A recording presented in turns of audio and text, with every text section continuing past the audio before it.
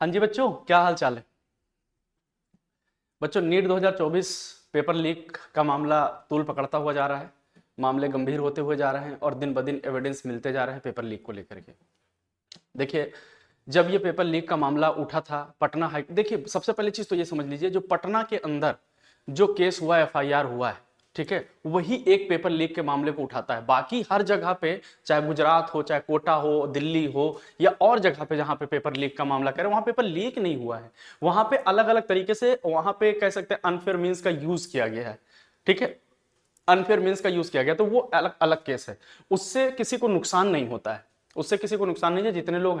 जितने लोग हैं 2 4 10 लोग 20 लोग, और बहुत बांस लेवल पे नहीं होता। 2 4 10 लोग हैं तो 2 4 10 लोग को पकड़ लिया गया, उनको बाहर कर दिया गया, डिबार कर दिया गया। वो राजस्थान वाला भी केस है, सवाई माधोपुर वाला। वहां पे जो बच्चे पेपर लेके बाहर भागे थे, वहां पे भी उनको डिबार कर दिया गया है, या कह सकते हैं डिबार कर देंगे, या वहां पे जिन बच्चों का पेपर नहीं होता वहां रीनीट करा देंगे। तो हमें उनसे कोई मतलब नहीं। हमारे पास एक सबसे बड़ा मुद्दा जो है वो कौन सा है, हमारे पास पटना का है। जो पटना के अंदर पेपर लीक हुआ, तो जब पटना का पेपर लीक हुआ है, उसके अंदर पहले दिन जब बताया गया, जो बच्चे को पकड़ा गया, ठीक है, मैं नाम नहीं ले रहा हूं बच्चों को, जो जिन जिन बच्चों को पकड़ा गया, केस आपके पास सब है, सब न्यूज़पेपर में आ चुका है।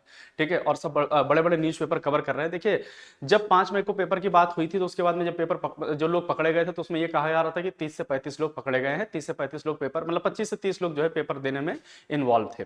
जब उन बच्चों को पकड़ करके बाहर लाया गया, उनसे जब स्टेटमेंट ली गई, तो पुलिस के स्टेटमेंट में उन्होंने कन्फेस किया इस बात का कि हाँ, पेपर मुझे एक रात पहले मिला था, एक रात पहले मिला था।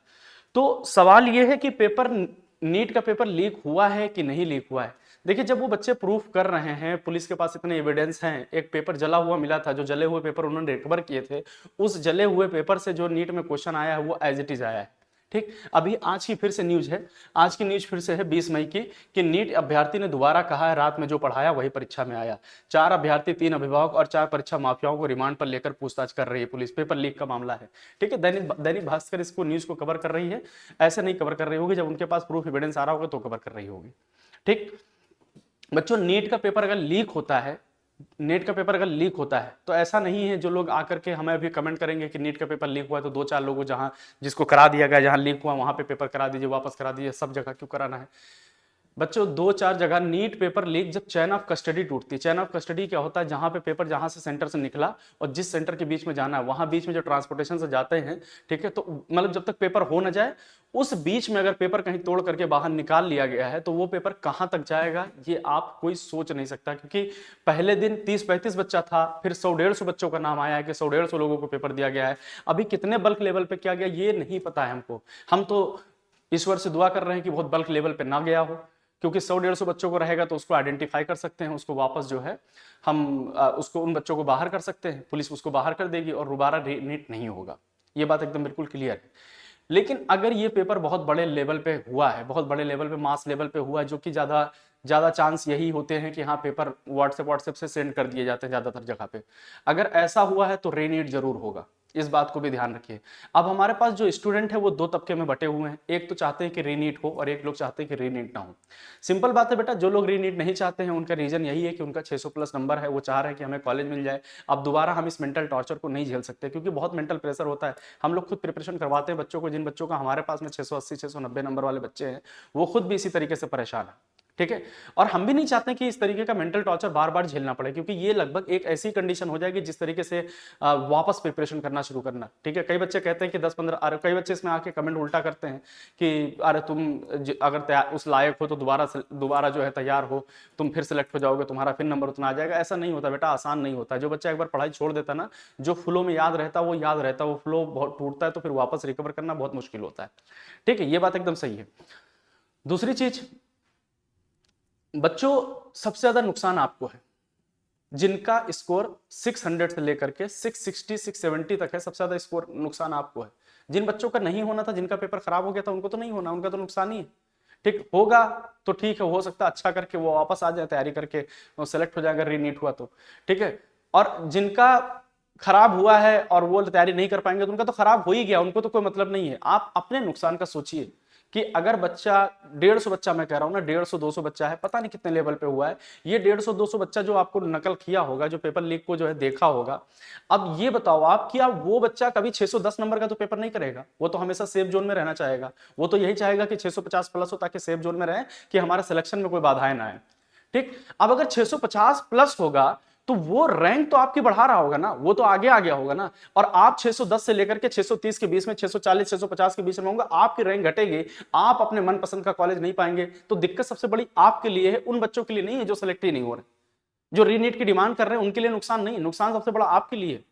इस बात को समझिए, रीनीट की डिमांड मत करो। मैंने बोला ना, रीनीट की demand, रीनीट is not a solution. और ये बात भी सही है, कई बच्चे बोल रहे हैं कि सर दोबारा रीनीट होगा तो क्या गारंटी है कि उसको लीक ना हो। बिल्कुल सही बात है, आपकी बात एकदम हक है, जब ये पेपर हो सकता है तो दूसरा भी हो सकता है लीक। मैं बोल रहा हूं ना कि सीबीआई इन्वेस्टिगेशन की मांग करनी जरूरी है। सीबीआई इन्वेस्टिगेशन की मांग इसलिए करनी जरूरी है बेटा, क्योंकि अगर जांच होगा ना तो सच पता चलेगा कि सच में कितने लोगों को ये पेपर मिला है। क्योंकि बेटा वो लोग तो डिजर्व नहीं करते जो पेपर लीक होने के बाद, वो लोग बिल्कुल डिजर्व नहीं करते कि पेपर लीक होने के बाद जाकर के पेपर दे दिए हों और रट करके जाएं। अरे ऐसे बहुत सारे केस हों, ठीक है, कि रट करके जाएं, वो पेपर करें और उसके बाद में जो है वो डॉक्टर बने, वो लोग तो डिजर्व नहीं करते बेटा। ठीक है, मैं आपसे क्या बात करने आया हूं, ये आपको बताने आया हूं कि एविडेंस हैं पेपर लीक के, बहुत सारे एविडेंस हैं। ठीक है, हो सकता हो कि कल परसों तक एविडेंस हमारे पास भी आने वाले हैं, उस एविडेंस को क्या क्या एविडेंस मिला है मैं आप लोग से शेयर जरूर करूंगा कि क्या क्या एविडेंस मिले। ठीक, आज मैं आपसे बात करने आया हूं एक चीज को लेकर के कि सब जो असमंजस बना हुआ कि पटना हाईकोर्ट में केस गया था, पटना हाईकोर्ट में क्या हुआ। तो सर पटना हाईकोर्ट के अंदर केस में कुछ नहीं हुआ है, आज केस की लिस्टिंग होने वाली थी, वो हुई नहीं है। ठीक है, अब जब होगा तब वहां पे एविडेंस दिखाया जाएगा, तब वहां पे हाईकोर्ट डिसीजन लेगी कि क्या करना है क्या नहीं करना है, रिजल्ट पे स्टे देना है, सीबीआई इन्वेस्टिगेशन करानी, रीनीट करानी, वो उसका डिसीजन होगा। ठीक, दूसरा सवाल यह आता है कि सर सुप्रीम कोर्ट ने तो एक बार केस कर दिया है, कई लोग कह रहे हैं कि सर सुप्रीम कोर्ट में दोबारा केस करने के लिए, तो क्या हम दोबारा सुप्रीम कोर्ट में केस कर सकते हैं कि नहीं कर सकते हैं। देखो पहली चीज तो ये समझ लो बेटा कि सुप्रीम कोर्ट में जब एक बार केस चला जाता है, उसके बाद में अगर तुम उसी बेस ग्राउंड पे दोबारा केस करोगे तो वो सारे केस को एक ही केस में क्लब कर दिए जाते हैं कि चलो वही केस है, सेम केस है, चले जाओ उसी में करे जाओ। अगर आप कोई भी केस करते हैं नीट पेपर लीक को लेकर के तो तुरंत क्लब कर दिया जाएगा कहां पे, जो अभी जुलाई में सुनवाई होनी, जो सुप्रीम कोर्ट का भी डिसीजन आया था उसमें चला जाएगा।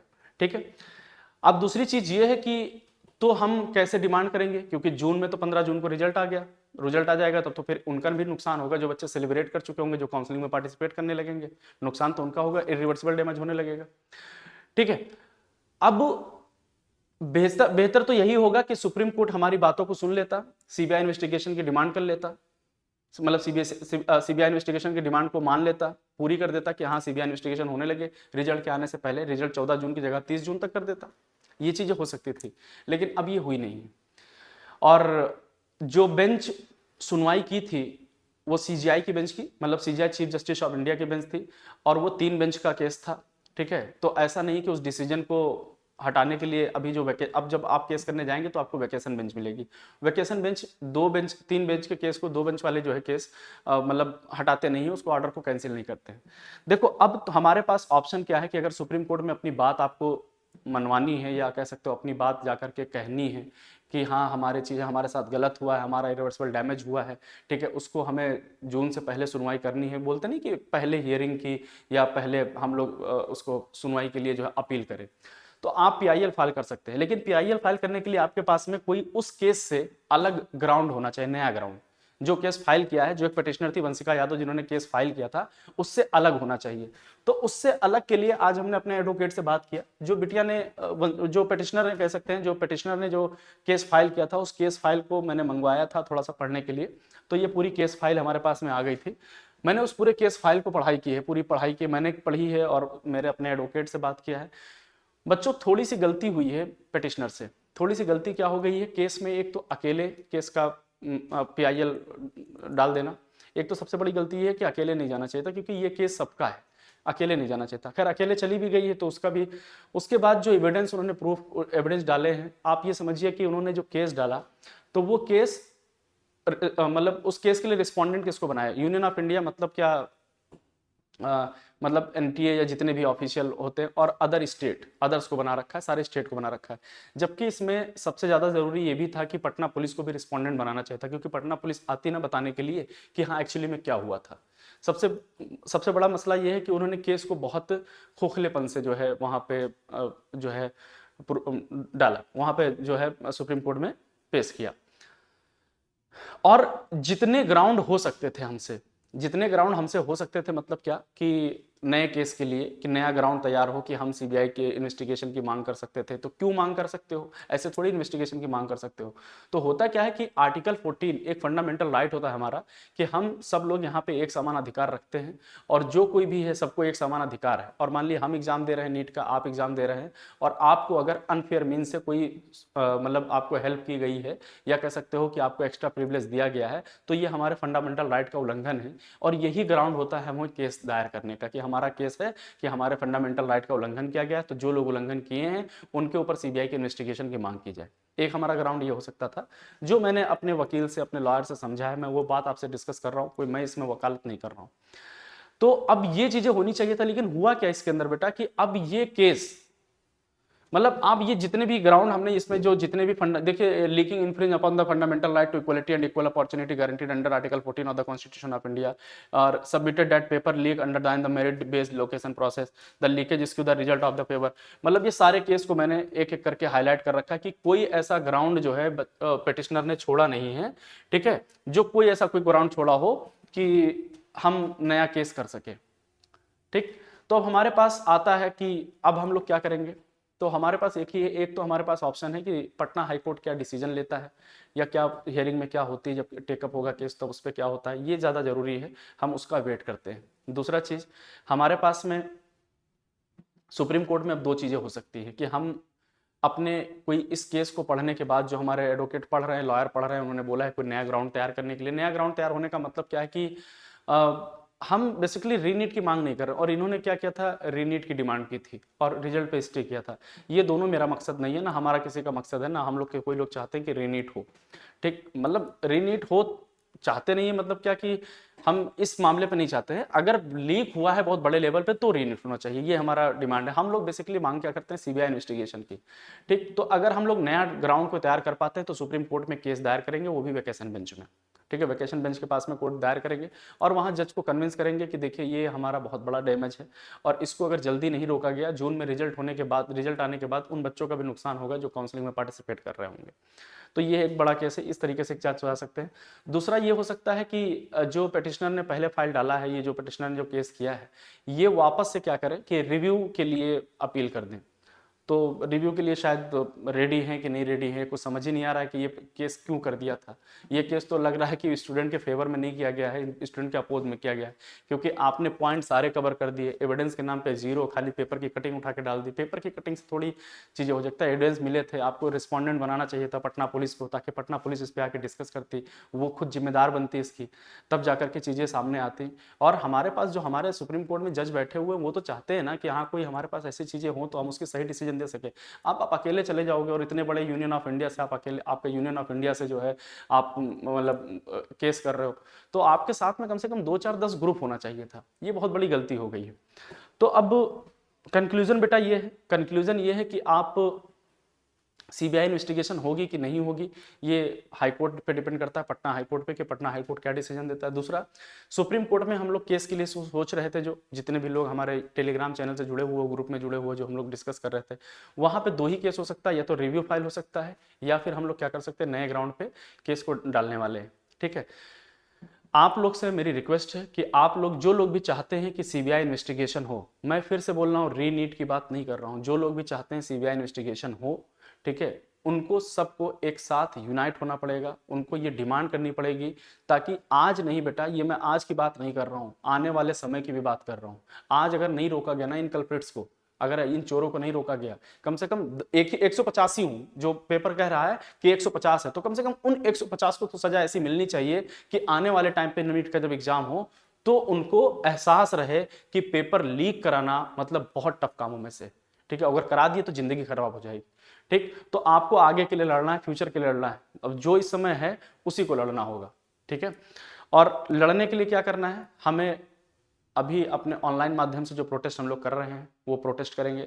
बाकी कैसे आगे बढ़ना है, कैसे आगे प्रोसीड करना है, ये हम लोग डिस्कस करेंगे। हर छोटी छोटी चीज़ें जो मैंने आपसे बोला था कि एक ग्रुप है, ग्रुप टेलीग्राम पे ग्रुप में आप ज्वाइंट हो जाइए और उसी के अंदर सब चीज़ें डिस्कशन करते हैं। ये मैंने आपको इसलिए बताया, ये वीडियो पूरी इसलिए दिखाई ताकि आपको इस केस पूरा समझ में आए कि अब हम लोग के पास में क्या है। देखिए, कोई हंगामा नहीं है या कोई रीनीट का सपोर्ट या अपोज नहीं है, हमारी अपनी मांग है सीबीआई इन्वेस्टिगेशन की, बस वो हमें चाहिए।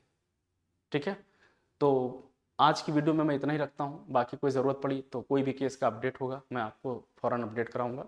तो आज के लिए धन्यवाद। Thank you so much everyone.